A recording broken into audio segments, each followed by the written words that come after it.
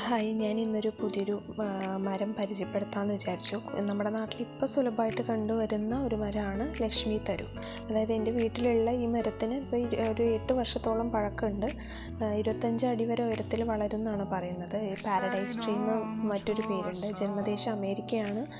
March April മാസങ്ങളാണ് ഇത് പുഷ്പിക്കാൻ തുടങ്ങുക. ഇതിൻ്റെ കായകൾ ഭക്ഷ്യയോഗ്യമാണ് കേട്ടോ. അത് പഴുത്ത് വരുമ്പം നല്ല ചുവന്ന കളറിലായിരിക്കും, നല്ല മധുരം ഉണ്ടാവും. ഇതിന് എണ്ണ ഉൽപ്പാദിപ്പിക്കുന്നുണ്ട്, അതായത് കൊഴുപ്പ് കുറവാണെന്നാണ് കണ്ടെത്തിയിട്ടുള്ളത്. ആ എണ്ണയ്ക്ക് നല്ലൊരു തണൽ വൃക്ഷമാണ്. വേരുകൾ നല്ലോണം മണ്ണൊലിപ്പ് തടയാൻ നല്ലോണം സഹായിക്കുന്നുണ്ട്. പിന്നെ ഏത് തരിശു ഭൂമിയിൽ വേണമെങ്കിലും നന്നായി തഴച്ച് വളരുന്ന ഒരു മരമാണിത്.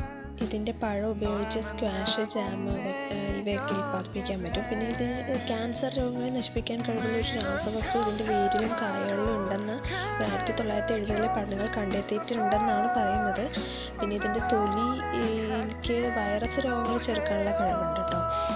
പിന്നെ ചിക്കൻ കുഞ്ഞിക്കെതിരെയും പനി, മലേറിയ എന്നിവയൊക്കെ ശമിപ്പിക്കാൻ ഒരു നല്ലൊരു ഔഷധമായിട്ട് ഉപയോഗിച്ച് വരുന്നുണ്ട് ലക്ഷ്മി തരു. കീടങ്ങളെയും മറ്റും ചെറുത്ത് നിർത്താനുള്ള ഒരു നല്ലൊരു കഴിവുണ്ട് ഈ മരത്തിന്. അതുകൊണ്ട് തന്നെ ഇത് ഫർണിച്ചർ വ്യവസായത്തിൽ നല്ലൊരു പങ്ക് വഹിക്കുന്ന മരമാണ്.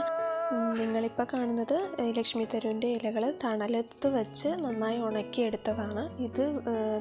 ഇതിട്ട് വെള്ളം തിളപ്പിച്ച് കുടിച്ചാൽ ശരീരത്തിന് നല്ലതാണെന്ന് അറിഞ്ഞതുകൊണ്ടാണ് ഇങ്ങനെ ചെയ്തത്. പക്ഷെ അതിൻ്റെ ആക്ച്വലായിട്ടുള്ള ഗുണം എന്താണെന്ന് എനിക്കറിയത്തില്ല. ആർക്കെങ്കിലും അറിയാമെങ്കിൽ അതൊന്ന് കമൻറ്റിലൂടെ അറിയിക്കുക.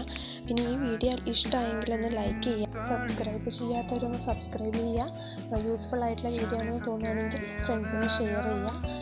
ഇതുപോലുള്ള നല്ല വീഡിയോസായിട്ട് വീണ്ടും കാണാം.